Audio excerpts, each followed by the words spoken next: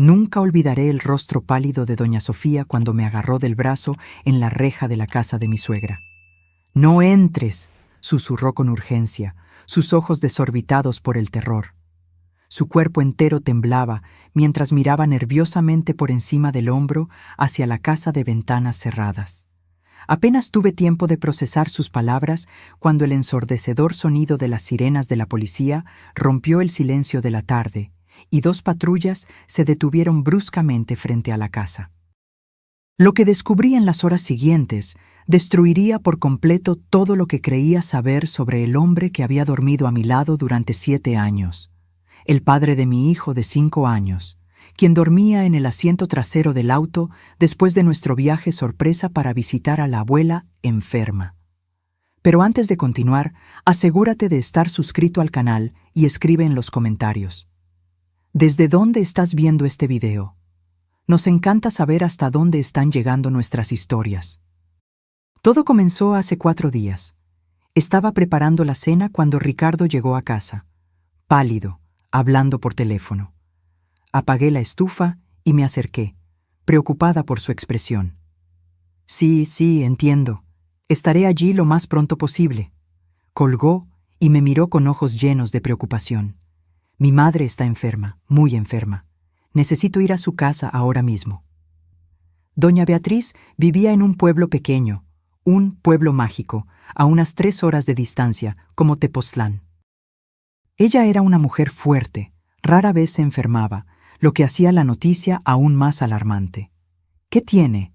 ¿Es grave?, pregunté, ya pensando en lo que necesitaríamos empacar. No sé bien. El médico de la familia llamó, dijo que tiene fiebre alta, delirando. Podría ser neumonía. Ricardo ya estaba sacando una maleta del armario. Tú te quedas con Pedrito. No sabemos qué tiene. Puede ser contagioso. No quiero arriesgarme a exponerlos. Acepté, aunque de mala gana. Doña Beatriz y yo siempre tuvimos una relación cercana, diferente a la mayoría de las nueras con sus suegras. Ella me acogió como a una hija desde el primer día, y la idea de no estar allí para ayudarla me molestaba. Llama cuando llegues, por favor, y manténme informada sobre su estado. Ricardo asintió distraídamente mientras echaba algo de ropa en la maleta.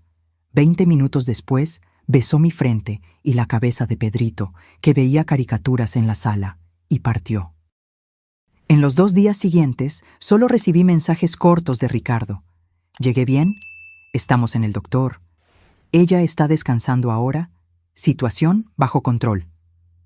El tercer día, sin embargo, el silencio. Mis llamadas caían directo al buzón de voz. Mis mensajes quedaban sin respuesta. Una ansiedad creciente comenzó a apoderarse de mí. Intenté convencerme de que Ricardo probablemente estaba ocupado cuidando a su madre, tal vez en un hospital con mala señal de celular. Pero algo en el fondo de mi mente seguía incomodándome. 7 años de matrimonio me habían enseñado a reconocer cuando algo no estaba bien. En la mañana del 4.º día, tomé una decisión. Pedrito y yo haríamos una visita sorpresa. Quizás doña Beatriz estaba mejor y nuestra presencia la animaría.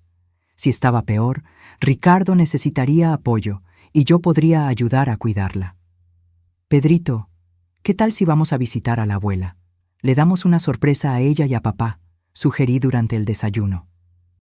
Los ojos de Pedrito brillaron. ¿Vamos a ver a la abuela? ¿Puedo llevarle el dibujo que hice para ella? Claro que sí, mi amor. Le encantará. En pocas horas, empaqué una pequeña maleta con ropa para 2 o 3 días, las medicinas de Pedrito, algunos juguetes y chucherías para el viaje.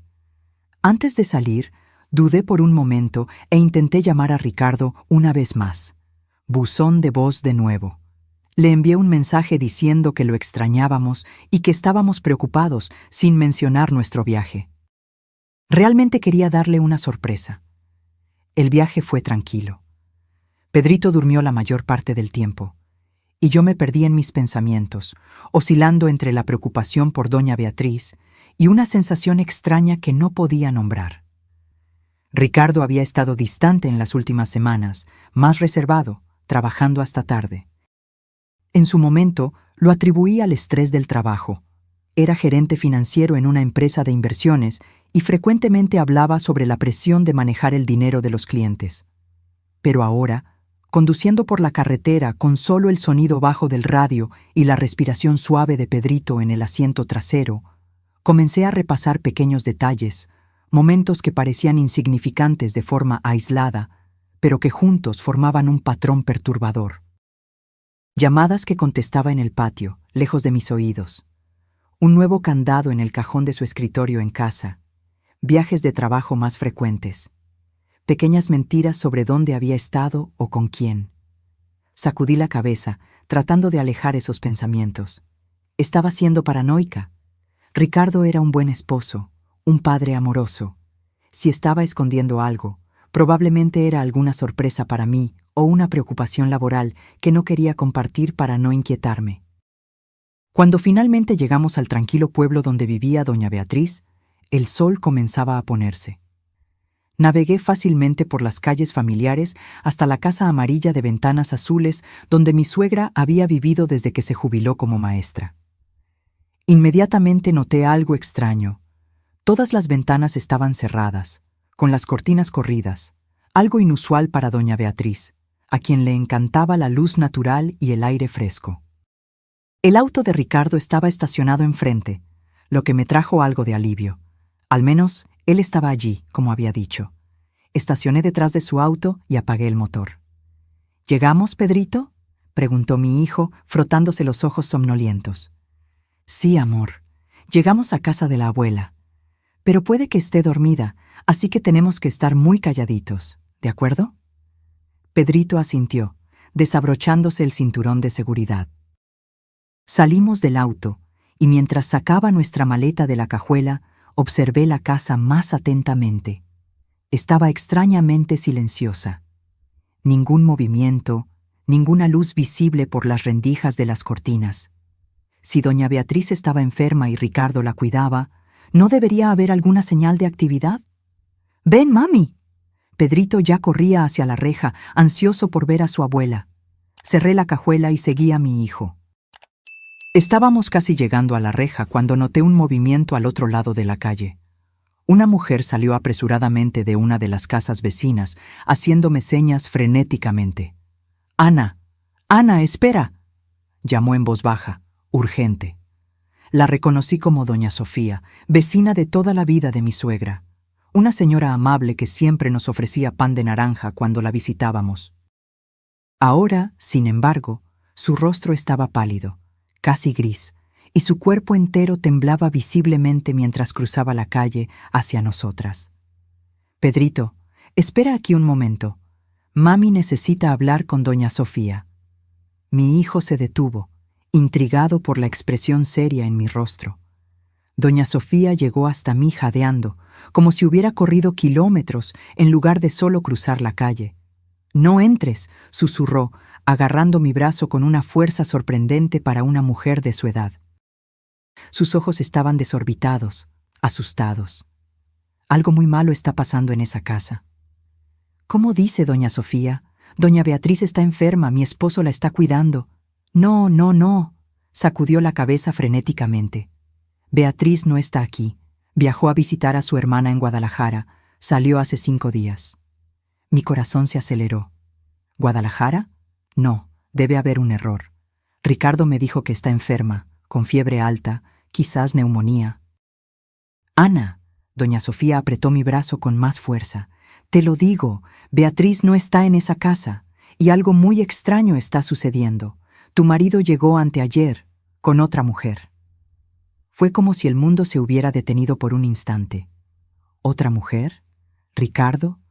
La información simplemente no tenía sentido, no encajaba con la realidad que yo conocía. «Debe ser alguna enfermera», sugerí débilmente. «O una doctora, quizás». Doña Sofía negó con la cabeza. No era una profesional de la salud, Ana. Y no parecían amigables. Él la arrastró dentro de la casa. Ella se veía asustada. Antes de que pudiera procesar lo que estaba escuchando, el sonido de las sirenas rompió el silencio de la tarde tranquila. 2 patrullas policiales aparecieron en la esquina, acercándose rápidamente. «¡Mami, la policía!», exclamó Pedrito, corriendo a agarrarse de mis piernas, asustado por el ruido. Las patrullas se detuvieron bruscamente frente a la casa y 4 policías salieron, 2 de ellos con las manos en sus armas en la cintura. El oficial que parecía estar al mando, un hombre alto con un bigote canoso, se dirigió rápidamente a la reja. «Señora, por favor, aléjese de la casa», ordenó con voz firme, pero no hostil. «Necesito que lleve al niño a un lugar seguro».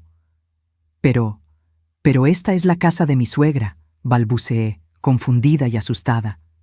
«Mi esposo está ahí dentro». El oficial intercambió una mirada significativa con sus colegas. «¿Cuál es el nombre de su esposo, señora?»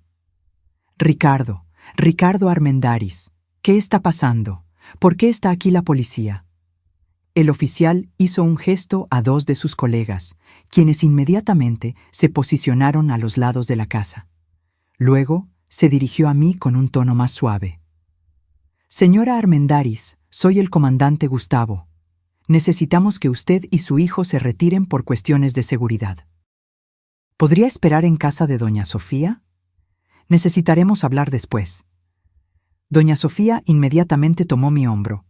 «Ven, Ana, vamos a mi casa. Pedrito puede tomar un chocolatito caliente mientras esperamos».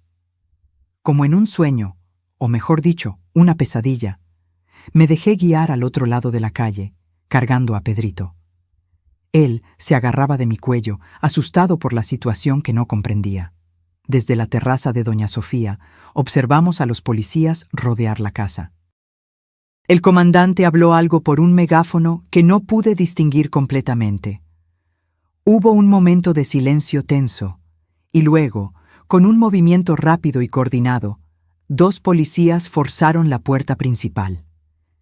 El sonido de la madera astillándose resonó en la calle silenciosa, haciendo que Pedrito apretara aún más su abrazo en mi cuello. Los policías entraron rápidamente, armas en mano. «¿Qué está pasando, doña Sofía?», pregunté con voz temblorosa. La señora suspiró pesadamente, guiándome al interior de su casa. «Anoche», comenzó, después de acomodar a Pedrito en la cocina con una taza de chocolate y algunas galletas de animalitos, escuché gritos provenientes de la casa de Beatriz, gritos terribles, de mujer. Ella se estremeció visiblemente. Luego, vidrios rompiéndose, y después, silencio. Sentí que la sangre se me helaba. «¿Y usted no llamó a la policía ayer?» «Tuve miedo», admitió, avergonzada. «Vivimos en un pueblo pequeño, Ana. No estamos acostumbrados a la violencia. Pensé que tal vez era solo una pelea, pero luego, muy temprano esta mañana, vi a tu esposo cargando algo hacia la cajuela de su auto. Algo grande, pesado. Parecía una maleta muy grande». Mi mente se negaba a procesar lo que estaba insinuando. «Ricardo, mi Ricardo, el hombre que amablemente espantaba las arañas del baño por mí porque sabía que les tenía miedo, el hombre que le cantaba nanas a Pedrito incluso cuando estaba agotado por el trabajo. No, era imposible». «Salió conduciendo», continuó doña Sofía, «y regresó 1 hora después, sin la maleta. Fue entonces cuando decidí llamar a la policía. Les conté todo lo que vi. Me pidieron que me quedara en casa y les avisara si lo veía de nuevo». Me senté pesadamente en el sillón de doña Sofía, sintiendo como si el mundo a mi alrededor se estuviera desmoronando. Nada tenía sentido. ¿Por qué Ricardo mentiría sobre su madre? ¿Quién era la mujer que doña Sofía había visto? Y lo más inquietante de todo, ¿qué había en esa maleta pesada? Mis pensamientos fueron interrumpidos por golpes firmes en la puerta. Doña Sofía fue a abrir, y un momento después, el comandante Gustavo entró en la sala. Su rostro estaba serio, pero había algo en sus ojos, compasión, tal vez, que hizo que mi estómago se hundiera aún más. «Señora Armendáriz», comenzó, sentándose en el sillón frente a mí. «Necesitamos hablar. Es sobre su esposo». El comandante Gustavo se quitó su sombrero y lo colocó sobre la mesa de centro, un gesto que parecía anticuado, pero que traía consigo cierta solemnidad. Sus ojos, cansados pero amables, se encontraron con los míos. Señora Armendáriz, lo que le voy a decir es difícil, pero necesito que mantenga la calma, especialmente por su hijo. Asentí mecánicamente, mi cuerpo entumecido por la ansiedad. Su esposo no está en la casa, comenzó. La casa está vacía. ¿Vacía?, repetí confundida. Pero su auto está afuera. Sí, el auto está allí, pero la casa fue completamente registrada. No hay nadie dentro. Intenté procesar esa información. Si Ricardo no estaba allí, ¿dónde podría estar? ¿Y por qué dejaría el auto? Comandante, no entiendo. Mi esposo me dijo que su madre estaba enferma, que él vino a cuidarla. Pero doña Sofía dice que mi suegra está en Guadalajara. Sí, lo confirmamos, dijo el comandante.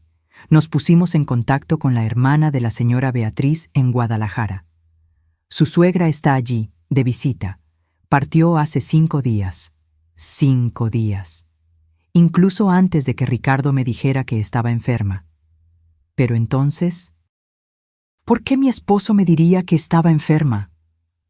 El comandante suspiró, un sonido pesado que parecía cargar el peso de muchas verdades desagradables que había tenido que comunicar a lo largo de los años. Señora Armendáriz, hay más. Encontramos evidencia perturbadora en la casa. Me gustaría que viniera conmigo a echar un vistazo, pero... Miró significativamente hacia la cocina, donde Pedrito todavía estaba sentado.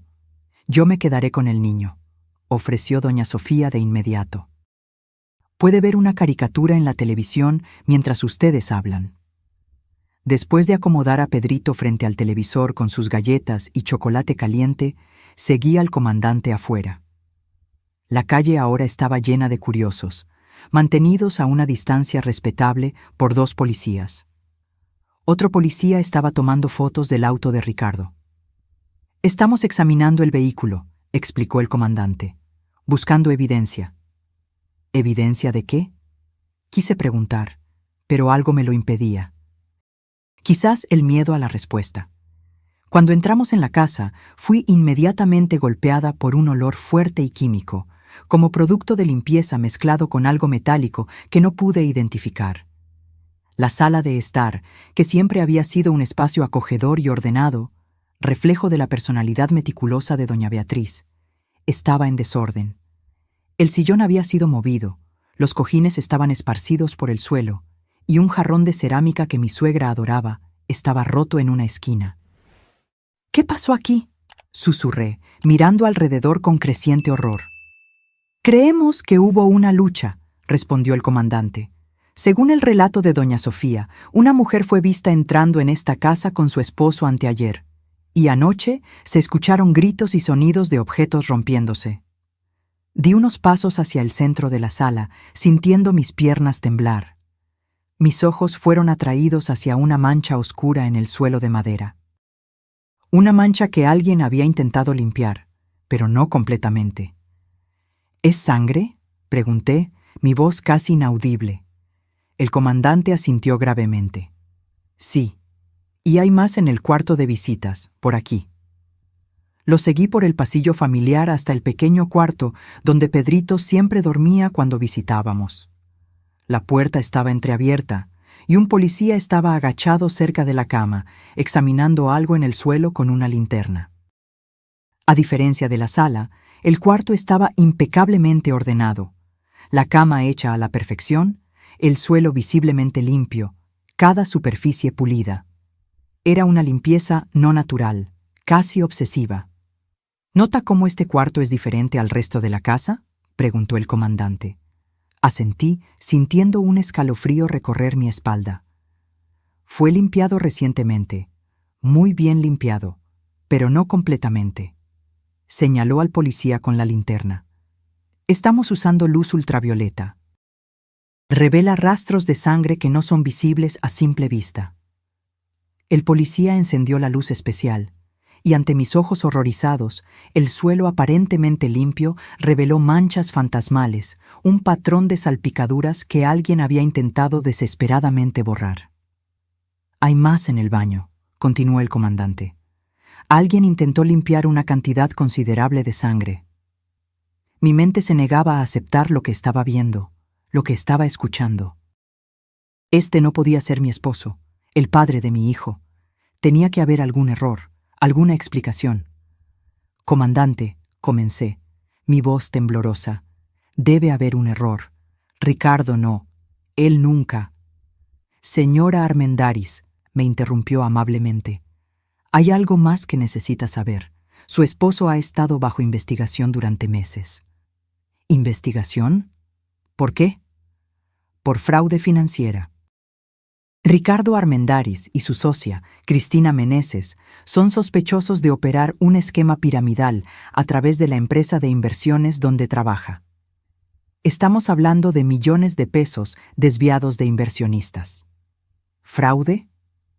¿Millones? Sentí como si el suelo estuviera desapareciendo bajo mis pies. No, negué con la cabeza. Ricardo es gerente financiero, sí, pero es honesto. Siempre lo ha sido. Vivimos modestamente, no tenemos lujos. Los fondos desviados no fueron a gastos personales ostentosos, explicó el comandante. Fueron transferidos a cuentas en el extranjero, offshore. Sospechamos que su esposo y la señora Meneses estaban planeando huir del país con el dinero. La señora Meneses, la mujer que doña Sofía vio. Recordé lo que había dicho, que la mujer parecía asustada, que Ricardo la arrastró dentro de la casa. ¿Y esa mujer?, pregunté hesitantemente. ¿Es la persona cuya sangre está en el suelo? El comandante intercambió miradas con el policía que seguía examinando el cuarto. Es lo que sospechamos, sí. La cantidad de sangre es consistente con una herida grave, posiblemente fatal. Fatal. La palabra resonó en mi cabeza como un disparo. ¿Y usted cree que Ricardo...? No pude terminar la frase. Era demasiado absurdo, demasiado terrible. Señora Armendáriz. El comandante puso una mano suave en mi hombro. Hay algo más que debe saber. Encontramos un diario debajo de la cama. Aparentemente pertenece a Cristina Meneses. La última entrada es de ayer. En ella escribe sobre haber descubierto que su esposo planeaba traicionarla, quedarse con todo el dinero. Ella lo confrontó y él se puso violento. Violento, una palabra que nunca asocié con Ricardo. En 7 años de matrimonio, nunca lo vi perder el control, nunca lo vi levantar la voz, mucho menos la mano. ¿Cómo podía ser este el mismo hombre? Me tambaleé hasta el borde de la cama y me senté, incapaz de mantenerme en pie por más tiempo. Mi cabeza daba vueltas con la cantidad de información, cada una más devastadora que la anterior. ¿Y la maleta?, pregunté casi involuntariamente, recordando el relato de doña Sofía. El comandante dudó, como si sopesara cuánto debía contarme. La estamos buscando. Su esposo fue visto saliendo con la maleta esta mañana, conduciendo fuera del pueblo. Regresó sin ella 1 hora después. Tenemos equipos rastreando la región, especialmente áreas aisladas como cerros o presas. Un escalofrío recorrió mi cuerpo al entender la implicación. Estaban buscando un cuerpo, el cuerpo de Cristina Meneses. En ese momento, el policía que estaba en el cuarto se levantó abruptamente. «Comandante, encontramos algo». Estaba sosteniendo un pequeño objeto brillante con unas pinzas. Era un brazalete delicado, de oro con pequeñas piedras azules. Nunca lo había visto antes. «No es mío», dije automáticamente, «y tampoco de doña Beatriz». «Probablemente pertenece a Cristina Meneses», asintió el comandante, haciendo un gesto al policía para que guardara la evidencia en una bolsa de plástico. Mi teléfono sonó repentinamente, haciéndome saltar. Lo saqué del bolsillo con manos temblorosas. Un número internacional aparecía en la pantalla. «Puede ser mi suegra», dije, mostrándole el teléfono al comandante. Él asintió. «Conteste y ponga el altavoz, por favor». Con el corazón acelerado contesté. «¿Hola? ¿Ana? Ana, gracias a Dios». La voz de doña Beatriz sonó distante, pero claramente agitada. «¿Estás bien? ¿Y Pedrito? ¿Dónde están?» Estamos bien, doña Beatriz, respondí, tratando de mantener la voz tranquila. Estamos en su casa, de hecho. Hubo un momento de silencio confuso al otro lado de la línea. ¿En mi casa? ¿Cómo? Ana, estoy en Guadalajara, en casa de mi hermana. Lo sé, respondí, sintiendo que las lágrimas finalmente comenzaban a caer. Acabo de descubrirlo. Ricardo me dijo que estaba enferma, que él vino a cuidarla. ¿Enferma? ¿Yo? Su voz subió una octava. No, Ana, estoy perfectamente bien. Ricardo me llamó esta mañana desesperado. Me dijo... Su voz falló. Me dijo que tú y Pedrito habían sido secuestrados. Dijo que necesitaba dinero para el rescate, que debía transferir todos mis ahorros a una cuenta que me indicó. Secuestrados. La mentira se volvía más elaborada, más terrible. El comandante gentilmente tomó el teléfono de mi mano. Señora Beatriz, aquí es el comandante Gustavo de la Policía Ministerial. Su nuera y su nieto están a salvo con nosotros. No ha habido ningún secuestro. Su hijo le mintió. Dios mío, gimió doña Beatriz. ¿Qué está pasando? ¿Dónde está Ricardo? Eso es lo que estamos tratando de averiguar, señora. Por favor, no transfiera ningún dinero a la cuenta que su hijo le indicó. Estamos en medio de una investigación que puede involucrar crímenes graves. Después de algunas garantías de que Pedrito y yo estábamos realmente bien, y la promesa de mantenerla informada, el comandante finalizó la llamada.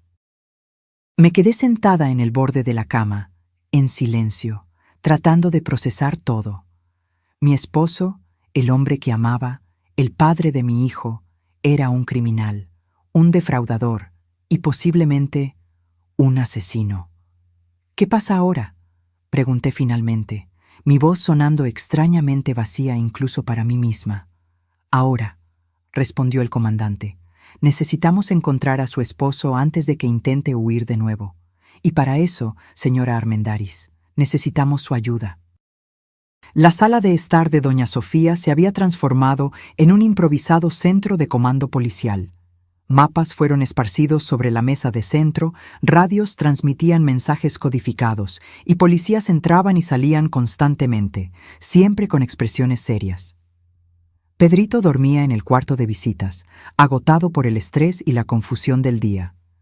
Sentada en el sillón, con una taza de té intacta frente a mí, escuchaba al comandante Gustavo explicar el plan. Tenemos razones para creer que su esposo regresará, dijo, marcando un punto en el mapa del pequeño pueblo. Dejó el auto en casa de su madre, probablemente para no levantar sospechas, y ahora que le pidió dinero a doña Beatriz, querrá saber si hizo la transferencia. Y ustedes quieren usar eso como carnada, constaté, sintiendo un extraño distanciamiento, como si estuviera hablando de un extraño, no del padre de mi hijo. Exactamente, confirmó el comandante.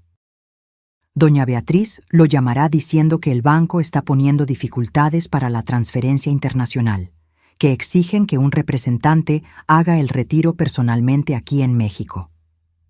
¿Y creen que él se lo creerá? Las personas desesperadas creen lo que quieren creer, respondió el comandante. Y su esposo debe estar muy desesperado ahora.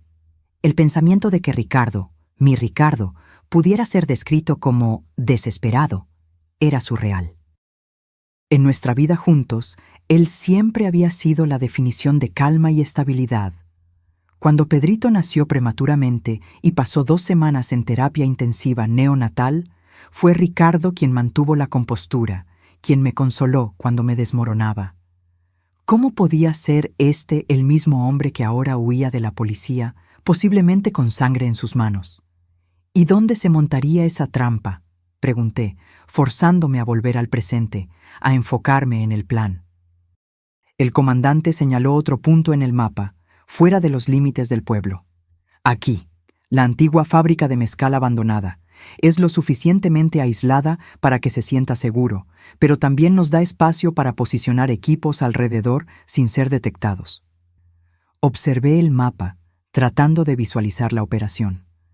La fábrica abandonada estaba a unos 5 kilómetros del pueblo, en la carretera que llevaba a la capital, la Ciudad de México. Era un punto estratégico, lo suficientemente lejos para parecer discreto, pero no tan aislado como para levantar sospechas. ¿Y cuál sería mi papel en todo esto?, pregunté, aunque ya sospechaba la respuesta. El comandante intercambió miradas con uno de los policías antes de responder.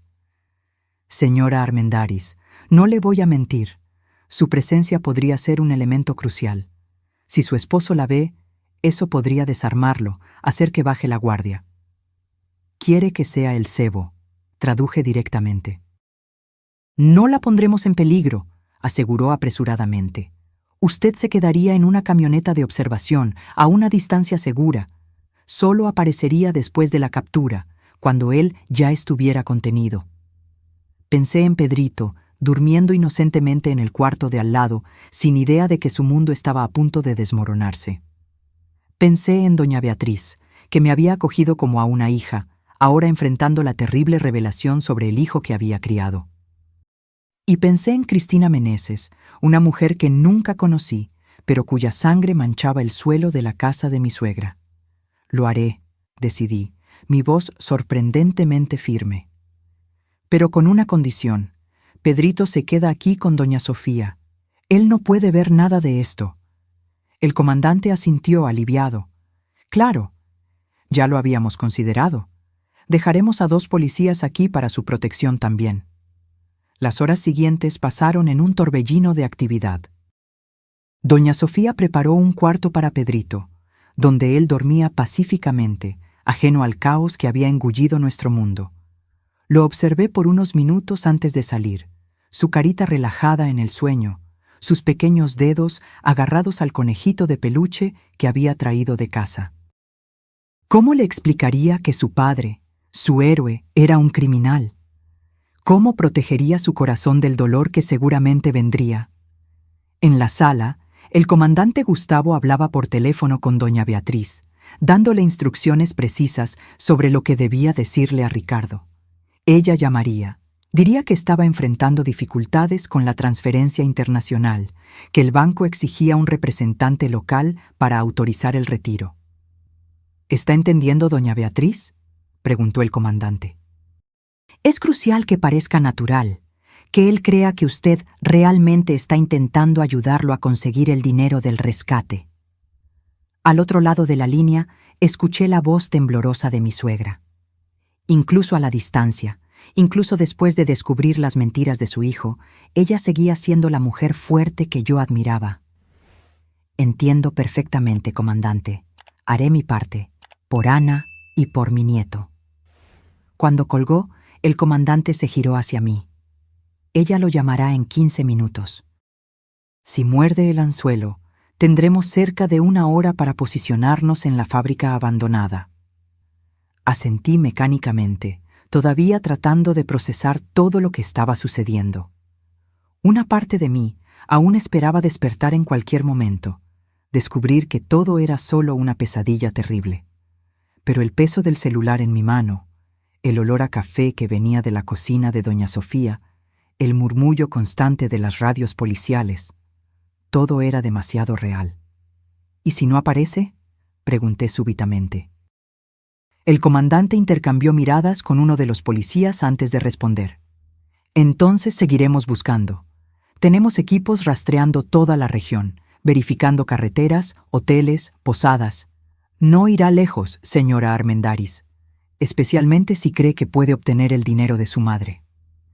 15 minutos después, el teléfono del comandante sonó. Era doña Beatriz, lista para hacer la llamada a Ricardo. Todos en la sala se quedaron en silencio mientras el comandante ponía la llamada en altavoz. El teléfono sonó 1, 2, 3 veces. Cuando pensé que caería en el buzón de voz, la voz familiar de mi esposo sonó al otro lado de la línea. «Madre, ¿conseguiste el dinero?». Era la voz de Ricardo, pero al mismo tiempo no lo era. Había una frialdad, una dureza que nunca había percibido antes. O tal vez siempre estuvo allí, y yo simplemente no quise verla. «Ricardo, hijo», la voz de doña Beatriz temblaba genuinamente. No necesitaba fingir la desesperación. «Estoy tratando, Estoy haciendo todo lo que puedo. Fui al banco aquí en Guadalajara, pero me dijeron que una transferencia de ese valor a una cuenta desconocida levantaría sospechas, que necesitarían autorización especial.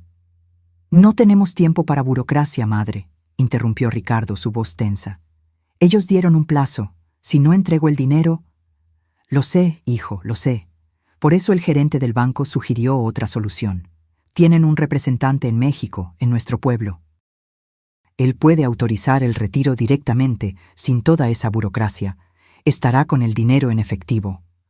Hubo un silencio al otro lado de la línea. Casi podía ver a Ricardo sopesando, evaluando los riesgos.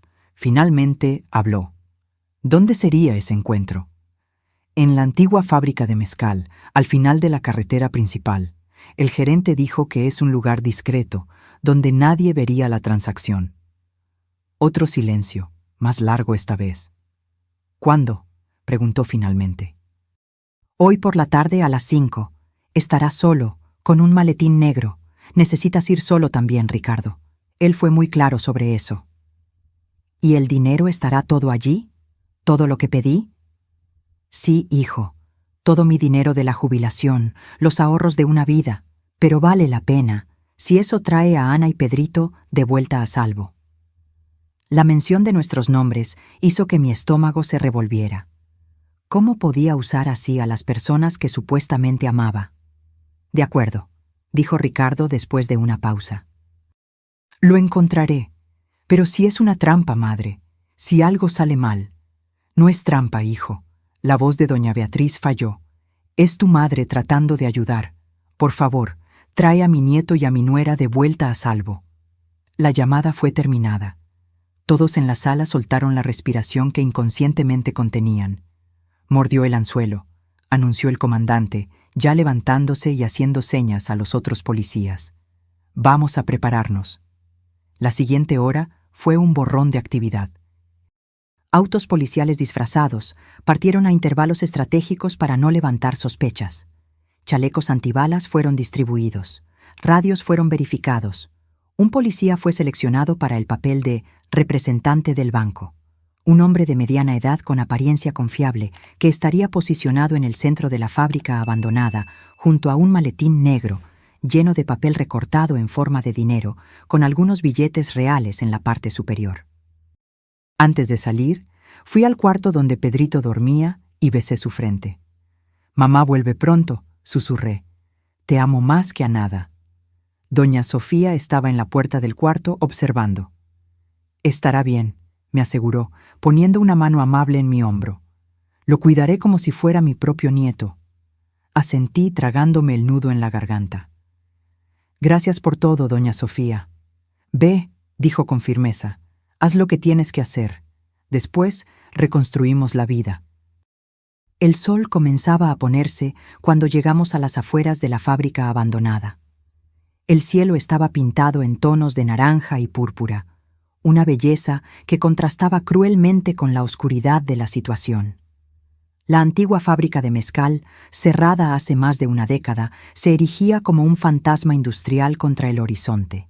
Paredes de concreto descoloridas, ventanas rotas, una reja oxidada colgando de bisagras que parecían a punto de ceder.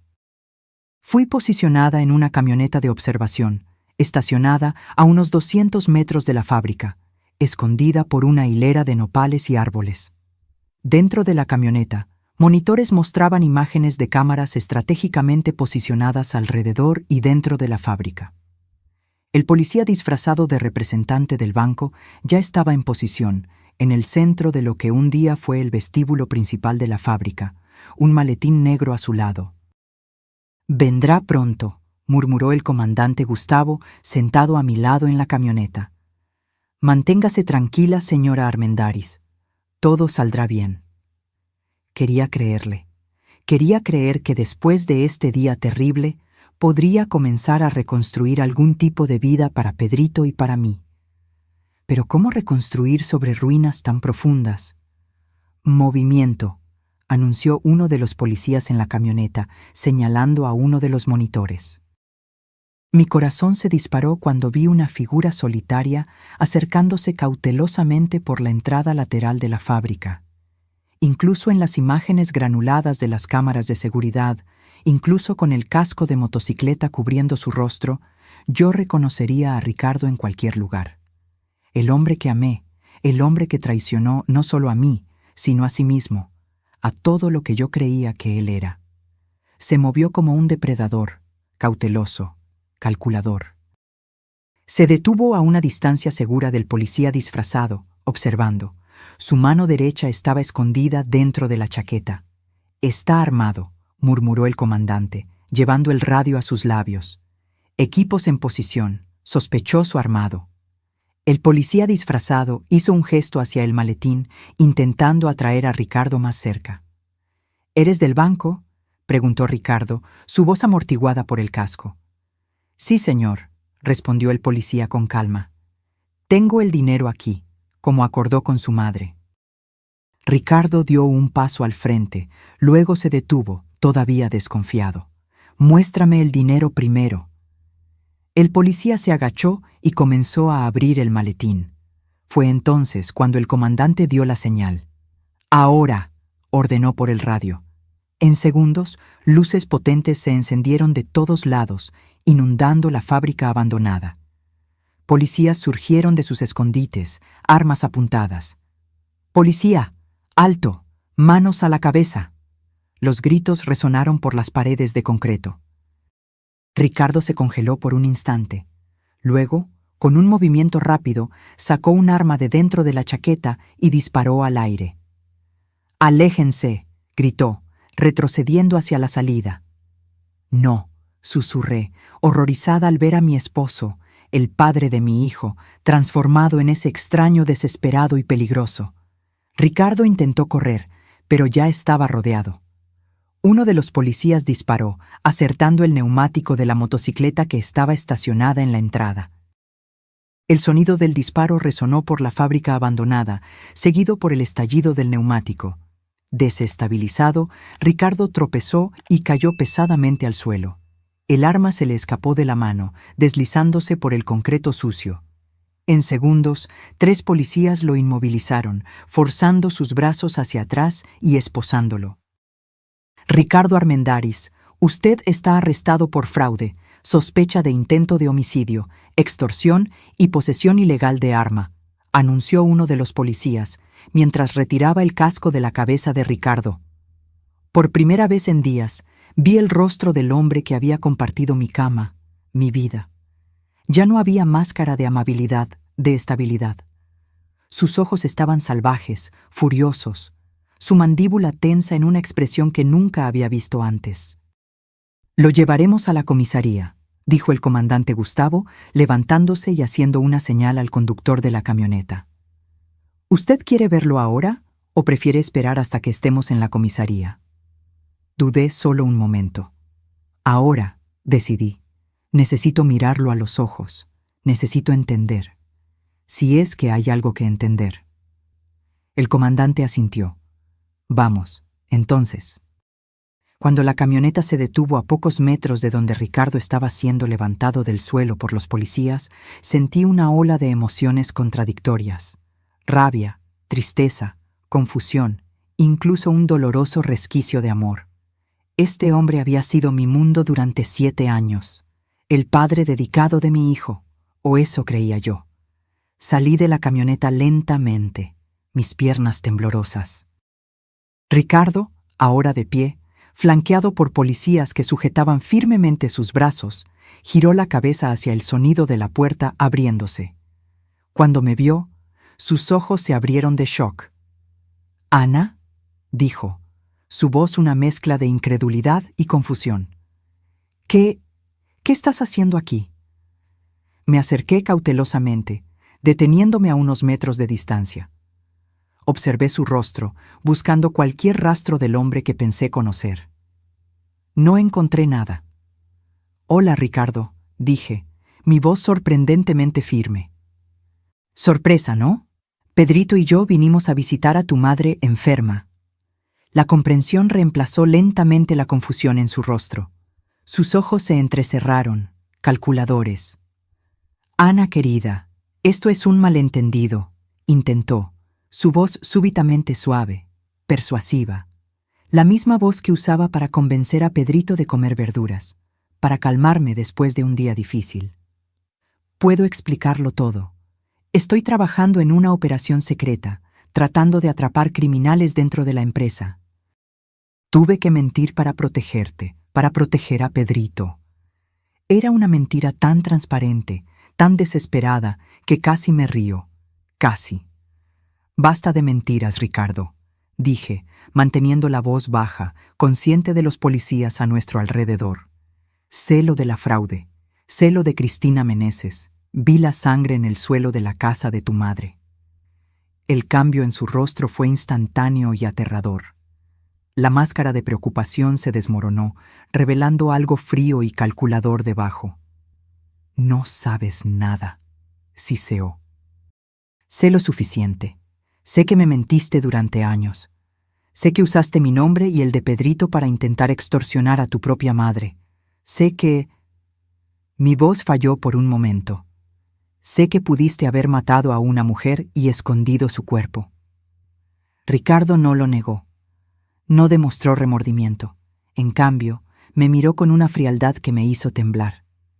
Siempre fuiste tan ingenua, Ana, dijo, con una sonrisa que no alcanzaba sus ojos. Tan fácil de engañar. Sí, querida, voy a trabajar hasta tarde. Claro, amor, es solo un viaje de negocios, y tú lo creías todo, sin cuestionar, sin dudar. Cada palabra era como una puñalada, pero mantuve mi postura. No le daría la satisfacción de verme desmoronarme. Tienes razón, Ricardo. Fui ingenua. Creí en ti porque te amaba, porque confiaba en ti. Mi único crimen fue creer que el hombre con el que me casé era quien decía ser. Antes de que Ricardo pudiera responder, surgió una conmoción en la entrada de la fábrica. Policías corrían hacia una figura que se tambaleaba hacia adentro, una mujer con ropa rasgada y sucia, uno de los brazos envuelto en un trapo ensangrentado. «¡Comandante!», gritó uno de los policías. «La encontramos en la carretera, intentando llegar hasta aquí». La mujer levantó el rostro, revelando moretones y cortes, pero ojos que ardían con determinación. Era joven, quizás 30 años, con cabello oscuro que un día debió ser elegante, ahora enmarañado y sucio. «¡Cristina!», susurró el comandante a mi lado. Cristina Meneses estaba viva. El efecto sobre Ricardo fue inmediato y violento. Se debatió contra los policías que lo sujetaban, su rostro contorsionado en furia. «¡Tú!», gritó. «¿Cómo es posible? Deberías estar muerta». Los policías lo contuvieron con dificultad, mientras otros corrían para ayudar a Cristina, que parecía a punto de desmayarse. Uno de ellos ofreció agua. Otro llamaba a una ambulancia por el radio.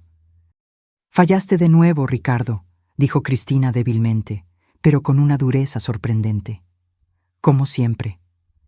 El comandante me guió gentilmente de vuelta a la camioneta, alejándome de la escena caótica. «Vamos a la comisaría, señora Armendáriz. Allí podremos entender mejor lo que sucedió». Antes de que la puerta de la camioneta se cerrara, miré una última vez al hombre que había sido mi esposo. Me miraba con una expresión que no pude descifrar, rabia tal vez, o algo más frío y calculador. Este extraño, me di cuenta con un escalofrío, había dormido a mi lado durante 7 años, había sostenido a nuestro hijo recién nacido, había prometido amarme hasta que la muerte nos separara. Y durante todo ese tiempo, nunca lo conocí de verdad. La comisaría era un edificio antiguo en el centro del pequeño pueblo, con paredes desconchadas y muebles gastados que habían visto días mejores. Sentada en una silla incómoda en la oficina del comandante Gustavo, con una taza de café malo enfriándose frente a mí, esperaba que Cristina Meneses fuera traída después de recibir los primeros auxilios de los paramédicos. Ella se negó a ir al hospital hasta hablar con nosotros, explicó el comandante, entrando en la sala después de verificar la situación. Las heridas son graves, pero no parecen ser fatales. Es una mujer fuerte. Asentí silenciosamente, todavía tratando de procesar todo. Cristina Meneses, la mujer que yo automáticamente había odiado horas atrás, la otra mujer en la vida de mi esposo. Ahora sentía solo una extraña conexión con ella, ambas víctimas del mismo hombre, aunque de diferentes maneras. ¿Y Ricardo?, pregunté. Está en la sala de interrogatorio. Pidió un abogado, lo cual es su derecho. Pero con la evidencia que tenemos, más el testimonio de la señora Meneses, no hay mucho margen para la defensa. La puerta se abrió y 2 policías entraron escoltando a Cristina. Se veía mejor que en la fábrica. Su rostro había sido limpiado, revelando moretones en varias etapas de curación, y su brazo estaba ahora adecuadamente vendado. Pero eran sus ojos lo que llamaban la atención, oscuros, intensos, con una determinación que parecía superar el dolor físico. Se sentó frente a mí, al otro lado de la mesa, y por un momento solo nos observamos. 2 mujeres cuyas vidas habían sido destruidas por el mismo hombre. «Soy Ana», dije finalmente, extendiendo la mano por impulso. Ella miró mi mano extendida, dudó por un segundo, luego la estrechó brevemente. «Cristina». Su voz era más fuerte de lo que esperaba, con un ligero acento que no pude identificar. El comandante carraspeó, encendiendo una grabadora sobre la mesa. «Señora Meneses, si se siente lo suficientemente bien, quisiera que nos contara exactamente qué sucedió en la casa de la señora Beatriz Armendáriz». Cristina respiró hondo, mirando rápidamente hacia mí antes de comenzar su historia. «Conocí a Ricardo hace 3 años, en la empresa de inversiones donde trabajaba. Yo era consultora financiera, especializada en atraer nuevos inversionistas». Hizo una pausa, humedeciendo sus labios resecos. Al principio, era solo una relación profesional. Ricardo tenía ideas brillantes, sabía cómo hacer que el dinero rindiera. Yo tenía los contactos, la habilidad de ganarme la confianza de los clientes. «¿Cuándo comenzaron a defraudar a los inversionistas?», preguntó el comandante. Cristina bajó la mirada por un momento. «Comenzó pequeño, un desvío aquí, otro allá. Luego fue creciendo. Ricardo era convincente. Decía que los clientes ni se darían cuenta, que era dinero que ellos nunca extrañarían». Mientras ella hablaba, intenté conciliar esa imagen con el Ricardo que yo conocía. El hombre que cuestionaba si realmente debíamos aceptar el cambio incorrecto que un cajero nos había dado de más. El hombre que donaba regularmente a la campaña de abrigo de la escuela de Pedrito. «En el último año, las cosas comenzaron a complicarse», continuó Cristina. «Algunos clientes comenzaron a hacer preguntas, a exigir estados de cuenta detallados. Nos dimos cuenta de que era solo cuestión de tiempo hasta que todo saliera a la luz. Y fue cuando decidieron huir», completó el comandante. «Sí. Ricardo sugirió que saliéramos del país, que comenzáramos una nueva vida en el extranjero. Habíamos transferido la mayor parte del dinero a cuentas en el extranjero, estaba todo listo». Cristina se detuvo, sus ojos se fijaron en mí. «Él me dijo que era soltero, que no tenía familia. Solo supe de usted y su hijo después de que ya era demasiado tarde». Sentí un nudo en la garganta. Ricardo no solo me había mentido a mí, sino también a ella. Ambas éramos piezas en su juego elaborado. «¿Qué pasó en la casa de su madre?», pregunté, mi voz casi un susurro. Cristina cerró los ojos por un momento, como si reuniera fuerzas. Cuando las cosas comenzaron a ponerse peligrosas en la ciudad, Ricardo sugirió que nos escondiéramos en la casa de su madre. Dijo que ella estaba de viaje, que la casa estaría vacía. Dijo que nos quedaríamos allí por unos días, hasta que consiguiéramos los documentos finales para dejar el país. Ella tocó ligeramente el vendaje en su brazo antes de continuar. La primera noche, todo parecía normal. Ricardo estaba tenso, pero lo atribuía a la situación. La segunda noche, mientras él se duchaba, tomé su teléfono para revisar algunas transferencias que habíamos hecho. Fue cuando vi todo. «¿Qué vio?», preguntó el comandante. «Mensajes para un contacto en Cancún organizando un único boleto de avión. No 2, solo 1, a nombre de Ricardo. Y transferencias. Todas nuestras cuentas conjuntas habían sido vaciadas, el dinero movido a una cuenta a la que solo él tenía acceso». Sus ojos se encontraron con los míos. También había mensajes para usted y fotos de su hijo. Sentí que mi corazón se oprimía. Incluso planeando abandonar a su familia, Ricardo mantenía esa fachada, esa doble vida. Cuando lo confronté, continuó Cristina, su voz ahora más baja, él se transformó. Nunca lo había visto así antes. Sus ojos eran los ojos de un extraño, fríos, calculadores. Respiró hondo. Tomó mi frasco de perfume y me golpeó en la cabeza. Caí. Comenzó a estrangularme, diciendo que yo era un problema, que nunca debí meterme en sus cosas. ¿Cómo sobrevivió?, pregunté, horrorizada por la violencia del hombre que había compartido mi cama. Perdí el conocimiento. Cuando desperté, estaba sola, cubierta de sangre. Pude arrastrarme fuera de la casa, al cobertizo de herramientas en la parte trasera. Pasé la noche allí, entrando y saliendo de la conciencia. A la mañana siguiente, vi a Ricardo cargando una maleta grande al auto. Pensé que tal vez iba a ponerme allí dentro. Ella se estremeció visiblemente. Cuando él se fue, intenté pedir ayuda, pero estaba demasiado débil. Pasé el día escondida, tratando de recuperar fuerzas. Fue cuando escuché las sirenas, vi a la policía. El comandante hizo algunas preguntas más, detalles sobre la fraude, sobre el plan de fuga. Cristina respondió a todo con una claridad sorprendente para alguien que había pasado por tal calvario.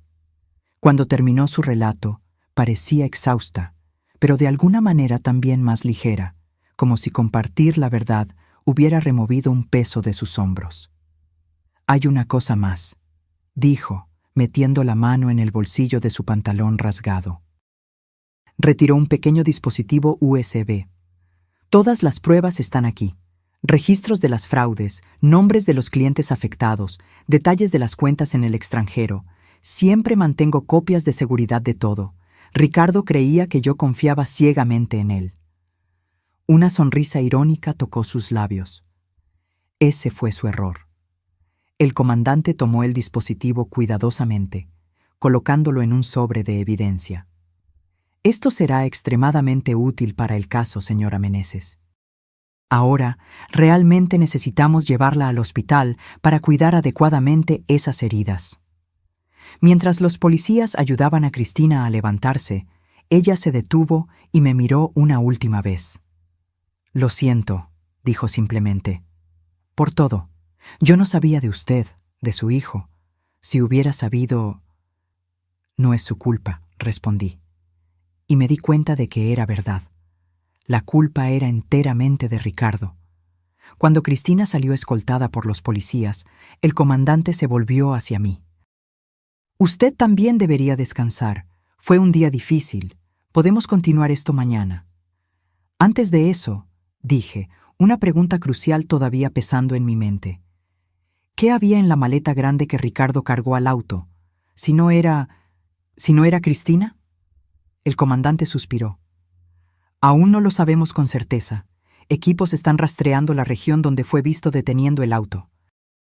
Pero si tuviera que adivinar, diría que eran evidencias de la fraude, documentos incriminatorios, tal vez incluso dinero en efectivo. Algo que no quería que encontráramos en la casa». Asentí, un extraño alivio recorriéndome. Al menos Ricardo no era un asesino, a pesar de haber intentado convertirse en uno. «¿Puedo verlo?», pregunté súbitamente. «Antes de irme, necesito mirarlo a los ojos una última vez». El comandante dudó. «Ya pidió un abogado». «Técnicamente, no deberíamos permitir visitas en este momento». «Por favor», insistí. «No como visitante, como esposa. Prometo no interferir en el caso, no hacer preguntas sobre la investigación. Solo necesito este cierre». Después de un momento de consideración, el comandante asintió. 5 minutos, y un policía se quedará presente todo el tiempo. La sala de interrogatorio era pequeña y desprovista de personalidad. Una mesa de metal, 2 sillas, paredes grises. Ricardo estaba sentado de un lado de la mesa, las manos esposadas frente a él. Cuando entré, levantó los ojos, y por un instante fugaz vi un destello de algo en su mirada. Sorpresa, tal vez incluso vergüenza, pero fue rápidamente reemplazado por la máscara de indiferencia que ahora usaba. Me senté frente a él, consciente del policía parado junto a la puerta y de la cámara en la esquina de la sala. Por un largo momento, solo nos miramos.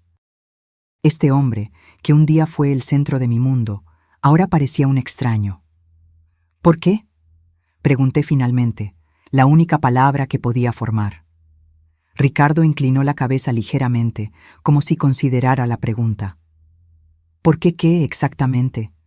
¿Por qué la fraude? ¿Por qué Cristina? ¿Por qué mentirte a ti? Todo eso, cualquier cosa.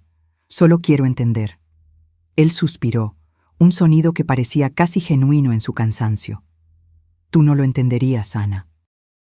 Nunca entenderías lo que es sentirse atrapado, limitado, mirar al futuro y ver solo mediocridad, un empleo mediocre, una casa mediocre, una vida mediocre. Nuestra vida no era mediocre, respondí, sintiendo una punzada de rabia por primera vez. Teníamos un hogar, un hijo, amor. ¿Qué más podrías querer? Una sonrisa fría tocó sus labios. Más, siempre más. Tú nunca fuiste ambiciosa, Ana. Te conformabas con tan poco. Yo quería más de la vida, más dinero, más poder, más libertad. ¿Y estabas dispuesto a destruir todo para conseguir eso? ¿Incluido tu propio hijo? La mención de Pedrito pareció afectarlo de una manera que mis otras palabras no lograron. Por un momento, su máscara cayó, revelando algo que parecía casi arrepentimiento genuino. Pedrito nunca sufrió, dijo, bajando la voz. Yo siempre lo amé, a mi manera. A tu manera, repetí, incrédula. Tu manera incluía usar a tu hijo como pieza en un golpe para extorsionar a tu propia madre. ¿Qué clase de amor es ese, Ricardo? Él no respondió, sus ojos desviándose hacia la mesa entre nosotros. ¿Y nosotros?, pregunté, mi voz más suave ahora. ¿También me amaste, a tu manera? Ricardo levantó la mirada, encontrando la mía. Por un momento creí ver un destello del hombre que había conocido, del hombre que me había hecho reír en nuestra primera cita, que había sostenido mi mano durante el parto, que había bailado conmigo en la cocina en aniversarios de bodas. Sí, dijo finalmente. Pero no fue suficiente.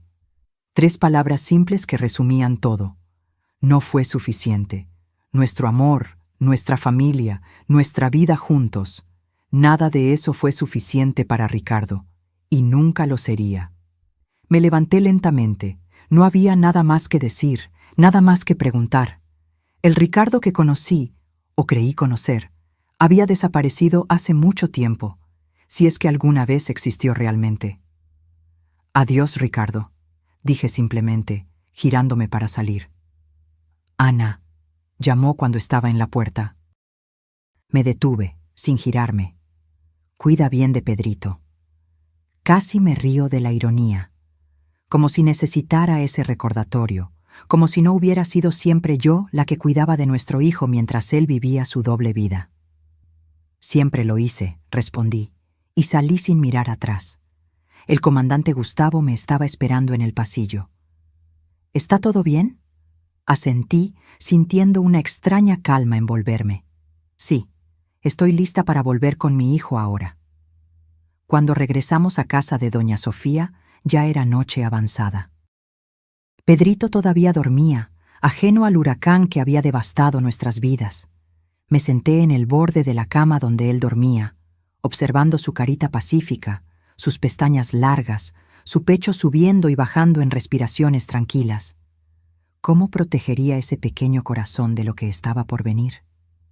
Doña Sofía apareció en la puerta, sosteniendo una taza de té humeante. Pensé que lo necesitarías, dijo gentilmente, entregándome la taza. Gracias, murmuré, aceptando el té caliente con gratitud. Por todo. Ella se sentó a mi lado en la cama, mirando a Pedrito con cariño. Es fuerte, como su madre. Va a superar esto. ¿Cómo le explico que su padre nunca más volverá a casa? ¿Que todo lo que conocíamos era una mentira? Doña Sofía suspiró, un sonido cargado de sabiduría adquirida a través de muchos años y muchos dolores. No se lo explicas todo de una vez, no a un niño de 5 años. Le dices lo que él puede entender, lo que necesita saber. Que papá hizo algo malo y necesita estar lejos por un tiempo, que eso no tiene nada que ver con él, que no es su culpa. Y cuando crezca, cuando comience a hacer más preguntas, entonces le cuentas más, conforme él esté listo para escuchar. La verdad es un peso, Ana. No se le pone un peso demasiado grande sobre hombros demasiado pequeños. Ella tocó mi mano suavemente. Pero eso es para mañana. Hoy tú descansas. Recuperas tus fuerzas. Asentí, sintiendo que el cansancio finalmente me dominaba. Terminé el té y me acosté al lado de Pedrito, abrazándolo cuidadosamente para no despertarlo. Su calor, su olor familiar, eran como un bálsamo para mi alma destrozada. No creí que lograría dormir, pero el agotamiento físico y emocional pronto me venció, llevándome a un sueño profundo y sin sueños. A la mañana siguiente, desperté con Pedrito picoteando mi rostro. «Mami, mami, despierta. ¿Dónde está la abuela? Vinimos a ver a la abuela. ¿Recuerdas?» La realidad llegó en una ola dolorosa. Por un momento, casi deseé que todo fuera solo una pesadilla terrible de la cual acababa de despertar. Pero el cuarto desconocido, la ausencia de Ricardo, la expresión preocupada de doña Sofía en la puerta, todo confirmaba que la pesadilla era real. «Pedrito, mi amor», comencé, sentándome y jalándolo a mi regazo. «La abuela no está aquí. Está de viaje, visitando a la tía Margarita en Guadalajara. ¿La recuerdas?» Pedrito hizo una mueca. «Pero papá dijo que estaba enferma. Por eso él vino a cuidarla». Respiré hondo. Comenzaría ahora, entonces. Las pequeñas verdades que reemplazarían a las grandes mentiras. A veces los adultos cometen errores, Pedrito. Papá se confundió. La abuela está bien, está de viaje. Pero ahora necesitamos volver a casa. ¿Y papá? ¿Lo vamos a esperar? Intercambié miradas con doña Sofía, quien asintió alentadoramente. Papá no va a volver con nosotros ahora, querido. Él necesita resolver algunas cosas. Va a estar lejos por un tiempo. La carita de Pedrito se contorsionó en confusión y tristeza. ¿Por qué? ¿Está enojado conmigo? No, mi amor, no. Lo abracé fuerte, sintiendo lágrimas arder en mis ojos. Esto no tiene nada que ver contigo. Papá te ama mucho. Pero él hizo algunas cosas mal, y ahora necesita arreglar eso. Como cuando rompes un juguete y necesitas arreglarlo, ¿entiendes? Pedrito asintió lentamente, aunque yo sabía que no comprendía completamente. ¿Cómo podría? Ni yo misma lograba entender totalmente cómo el hombre que amaba se había transformado en un criminal, en un extraño. Después de un desayuno sencillo, preparado por doña Sofía, empacamos nuestras pocas cosas. El comandante Gustavo apareció para llevarnos de vuelta a casa, ya que mi auto tendría que quedarse para la investigación. «Podemos pasar por la comisaría antes», sugirió discretamente, mientras Pedrito estaba distraído despidiéndose del gato de doña Sofía. «Hay algunos documentos que necesitan ser firmados y necesitamos discutir los próximos pasos». En la comisaría, mientras Pedrito coloreaba dibujos en la sala de espera bajo la supervisión de una policía amable, fui informada sobre lo que esperar en los próximos días y semanas. Su esposo será formalmente acusado de fraude financiera, intento de homicidio, extorsión y posesión ilegal de arma, explicó el comandante. Con la evidencia que tenemos, más el testimonio de Cristina Meneses y el dispositivo USB con los registros de la fraude, el caso es bastante sólido. Él probablemente enfrentará una sentencia larga. Asentí mecánicamente, firmando los documentos que me eran presentados. ¿Y las víctimas de la fraude?, pregunté. ¿Habrá alguna forma de recuperar su dinero? Estamos trabajando en eso. Parte del dinero puede ser recuperado de las cuentas en el extranjero, pero llevará tiempo. Y desafortunadamente, es probable que no todo sea recuperado. Una nueva ola de vergüenza me golpeó.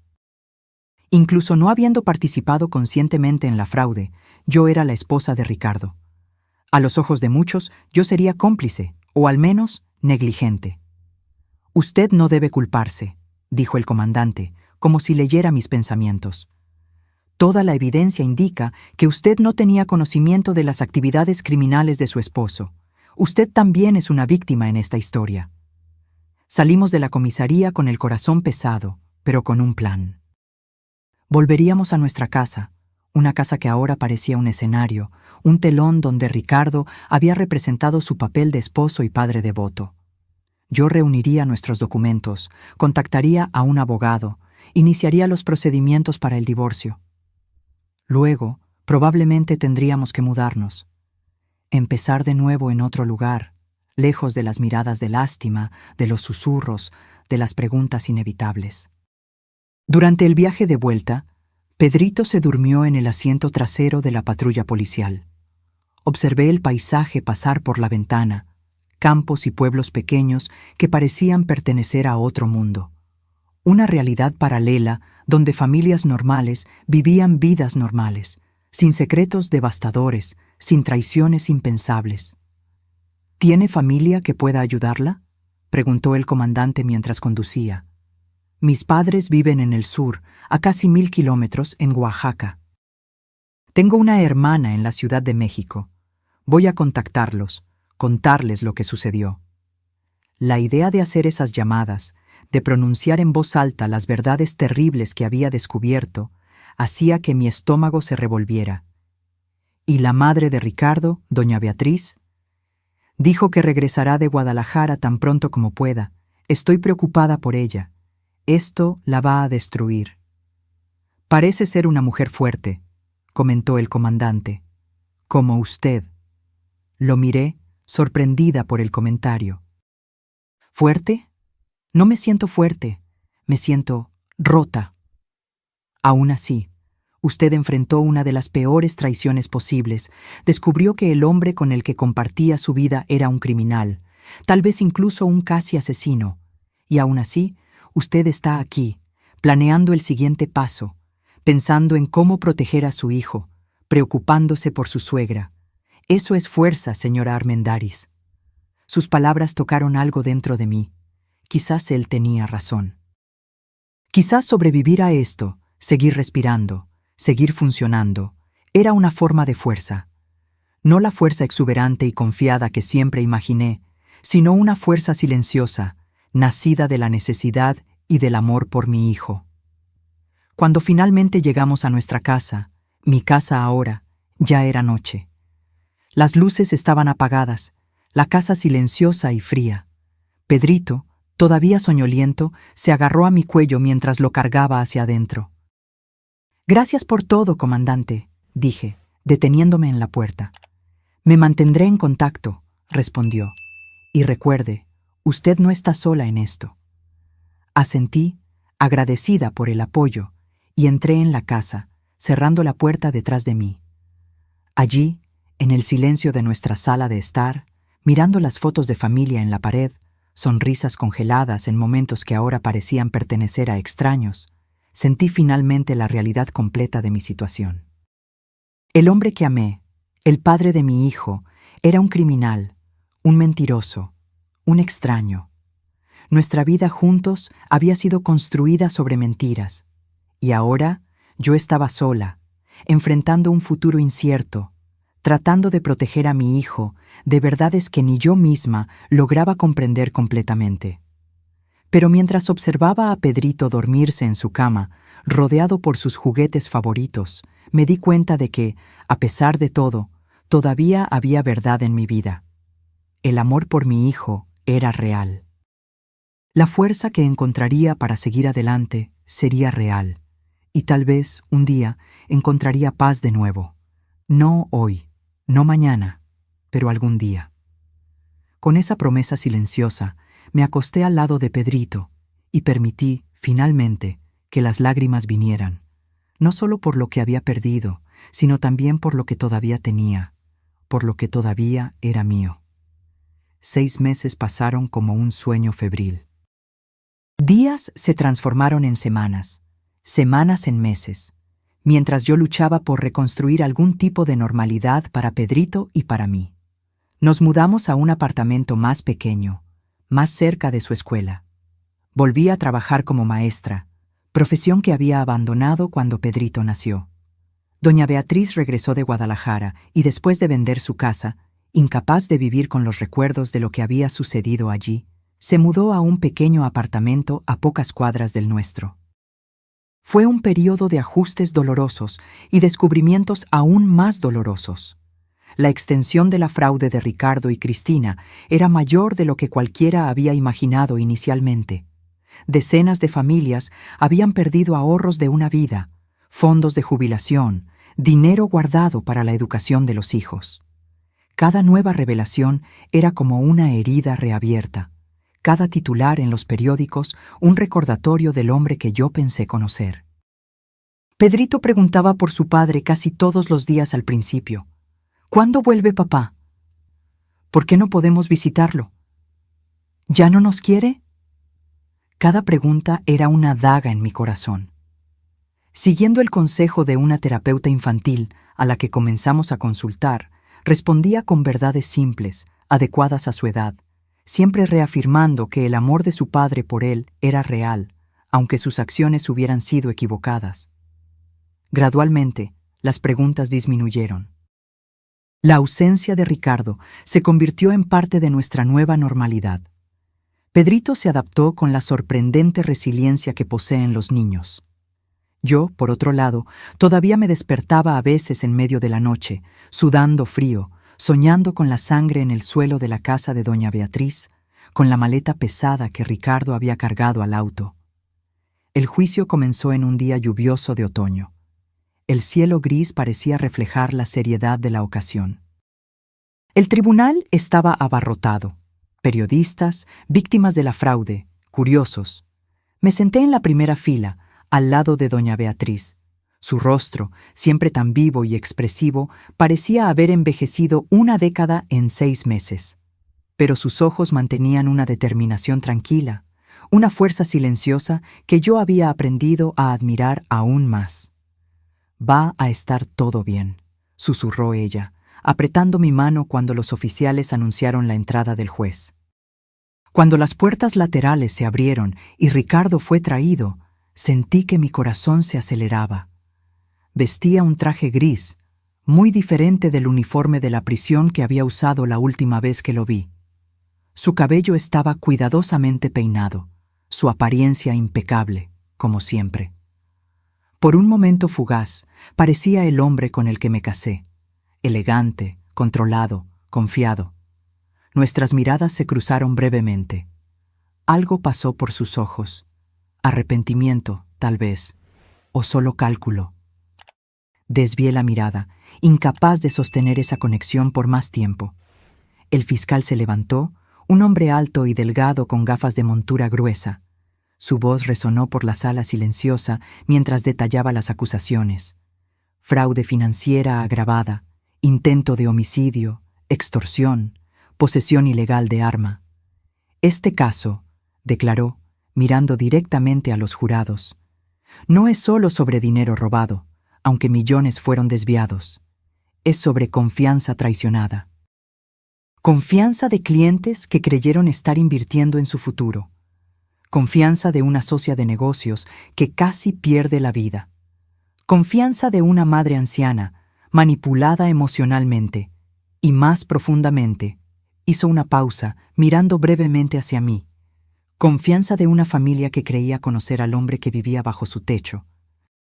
Mientras el fiscal continuaba detallando la evidencia, documentos de la fraude, testimonios de víctimas, el relato de Cristina sobre el intento de homicidio, yo estudiaba a Ricardo. Su rostro permanecía impasible, una máscara de calma que yo ahora reconocía como su defensa más efectiva. Solo ocasionalmente un músculo en su mandíbula se contraía, única señal visible de tensión. Cuando llegó el turno de Cristina de testificar, ella entró en la sala con pasos firmes. Las heridas físicas habían cicatrizado, pero algo en sus ojos, una cautela, una desconfianza, sugería que las heridas emocionales aún estaban frescas. vestida con un traje sencillo, cabello recogido en un moño austero, se veía muy diferente de la mujer ensangrentada y desesperada que yo había visto 6 meses atrás. Su testimonio fue claro y directo. Describió cómo conoció a Ricardo, cómo él la trajo al esquema de fraude con promesas de riqueza rápida, cómo gradualmente se dio cuenta de la extensión de sus mentiras. Y luego, en detalles gráficos, relató la noche en que él intentó matarla. «Cambió en un instante», dijo, su voz sorprendentemente firme. «En un momento estábamos discutiendo sobre el dinero, sobre los boletos, sobre sus planes de abandonarme. Al segundo siguiente, sus ojos se transformaron. Tomó mi frasco de perfume del tocador y me golpeó en la cabeza. Tocó ligeramente su sien, donde una fina cicatriz aún era visible. Cuando caí, comenzó a estrangularme. Dijo que yo era un problema, que sabía demasiado, que hablaba demasiado, que nadie me extrañaría. El abogado defensor, un hombre de mediana edad con una expresión perpetuamente escéptica, hizo lo posible por desacreditar el testimonio de Cristina. Sugirió que ella era tan culpable como Ricardo en la fraude, que estaba tratando de obtener una sentencia más leve echándole toda la culpa a él. Insinuó que la pelea había sido mutua, que ella había atacado a Ricardo primero. Pero Cristina permaneció inquebrantable. «Sí, participé en la fraude. Nunca lo negué. Estoy preparada para enfrentar las consecuencias legales de mis acciones. Pero no ataqué a Ricardo. Y no inventé el intento de homicidio. Los registros médicos, las fotos de mis heridas, la sangre encontrada en la casa, todo eso confirma mi versión. Ricardo Armendáriz intentó matarme porque yo descubrí que planeaba traicionarme, quedarse con todo el dinero y abandonarme. Cuando llegó mi turno de testificar, sentí un extraño distanciamiento, como si estuviera hablando de la vida de otra persona. Respondí a las preguntas del fiscal con claridad, relatando el día en que llegué a casa de doña Beatriz, la advertencia de doña Sofía, el descubrimiento de la sangre, la revelación sobre la fraude. El abogado defensor fue más agresivo conmigo de lo que había sido con Cristina. Insinuó que yo debía haber sospechado de las actividades de Ricardo, que era imposible vivir con alguien durante tantos años sin notar discrepancias. ¿Usted nunca cuestionó el origen de los recursos que sostenían su estilo de vida?, preguntó, su voz cargada de insinuaciones. «¿Qué estilo de vida?», repliqué, sintiendo una chispa de indignación. Vivíamos modestamente. El salario de Ricardo en la oficina de inversiones era bueno, pero no extravagante. Nuestra casa era hipotecada, nuestro auto era de modelo básico. Nunca hubo señales de riqueza inexplicable. ¿Y los viajes de negocios frecuentes, las llamadas secretas, las horas extendidas en el trabajo? ¿Usted nunca sospechó de nada? ¿Sospeché de qué, exactamente? ¿Que mi esposo estaba cometiendo fraude? ¿Que estaba llevando una doble vida? No, nunca sospeché de eso, confié en él. Miré directamente a Ricardo mientras pronunciaba las últimas palabras. Ese fue mi único error.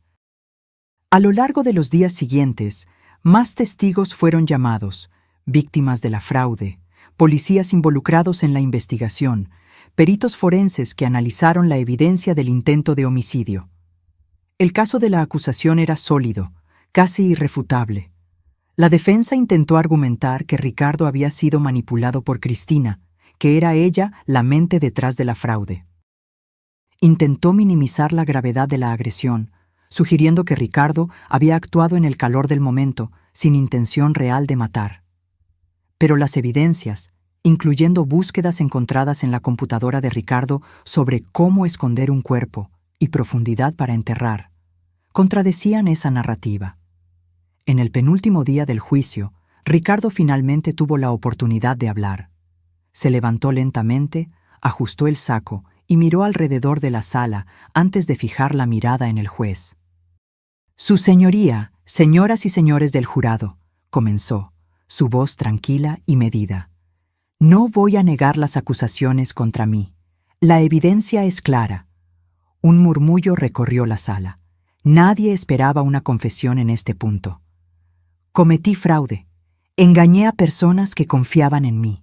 Traicioné a mi socia de negocios, a mi madre. Hizo una pausa, mirando brevemente en mi dirección, y a mi familia. Mantuve mi expresión neutra, aunque por dentro estaba en un torbellino.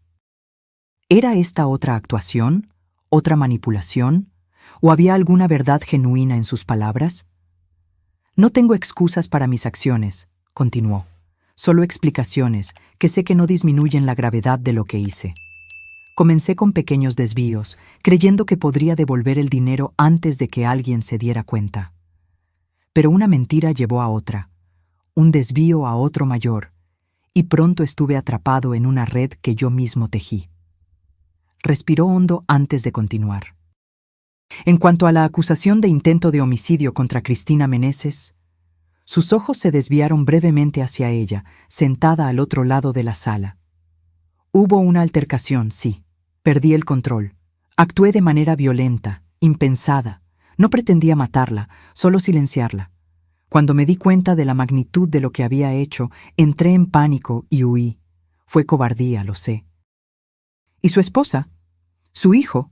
Preguntó el juez, una intervención inusual, pero que pareció vocalizar la pregunta que todos en la sala se hacían.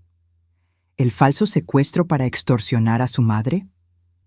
Ricardo bajó la mirada por primera vez. Fue mi momento más bajo, admitió.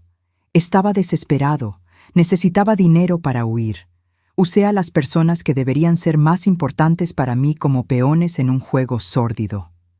Levantó los ojos de nuevo, mirándome directamente.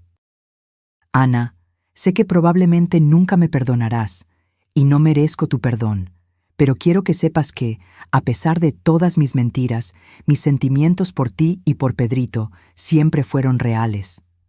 Ustedes eran la única cosa genuina en mi vida de falsedades. Sentí lágrimas arder en mis ojos, pero me negué a derramarlas. No le daría a Ricardo esa satisfacción, esa prueba de que sus palabras aún podían afectarme. En el último día del juicio, el juez pronunció la sentencia: 20 años de prisión por fraude financiero, intento de homicidio y extorsión, sin posibilidad de libertad condicional por al menos 15 años. Mientras los oficiales se llevaban a Ricardo, él me miró una última vez. Ya no había falsedad en esa mirada, solo una tristeza resignada y algo que parecía casi ¿alivio? Como si finalmente el peso de las mentiras hubiera sido removido de sus hombros. Cuando dejamos el tribunal, doña Beatriz y yo caminamos lado a lado en silencio por unos momentos. Terminó, dijo ella finalmente, su voz cansada pero firme. Sí, concordé. Ahora podemos comenzar a reconstruir. Ella apretó mi mano, un gesto simple que cargaba el peso de nuestra historia compartida, de nuestro dolor compartido, y ahora de nuestra esperanza compartida. Juntas, dijo ella, una sonrisa triste tocando sus labios. Por primera vez en meses, realmente creo que estaremos bien. Y, sorprendentemente, yo también lo creía. 2 años pasaron desde aquel almuerzo. Daniel y yo avanzamos lentamente, construyendo una relación basada en honestidad absoluta, en respeto mutuo, en comprensión compartida de las fragilidades y fuerzas del otro. Pedrito y Julieta se volvieron inseparables, un pequeño equipo unido por libros, juegos y secretos infantiles. Doña Beatriz adoptó a Daniel como el hijo que nunca tuvo, además de Ricardo, frecuentemente invitándolo a cocinar juntos, enseñándole recetas de familia. Ricardo continúa en prisión, enfrentando su sentencia con una resignación que sugiere algún tipo de transformación interna. Pedrito lo visita cada 2 meses, siempre regresando con historias sobre los libros que su padre está leyendo, los cursos que está tomando, las cartas que escribe a otras víctimas de fraude como forma de reparación. No sé si esa transformación es genuina, si durará más allá de los muros de la prisión, pero por ahora parece real para Pedrito, y eso es lo que importa. En cuanto a mí, aprendí que la vida rara vez sigue los caminos que planeamos, que las personas que amamos pueden traicionarnos profundamente y que extraños pueden convertirse en nuestro puerto seguro, que la fuerza no viene de la ausencia de caídas, sino de la determinación de levantarse después de ellas. Aquel susurro de doña Sofía en esa tarde fatídica había cambiado mi vida para siempre. Había destruido la realidad que yo conocía. Pero de las cenizas de esa destrucción, algo nuevo estaba surgiendo. Algo más verdadero, más auténtico, algo construido no sobre mentiras convenientes, sino sobre verdades difíciles y honestas. Y por eso, por más extraño que parezca, estoy agradecida.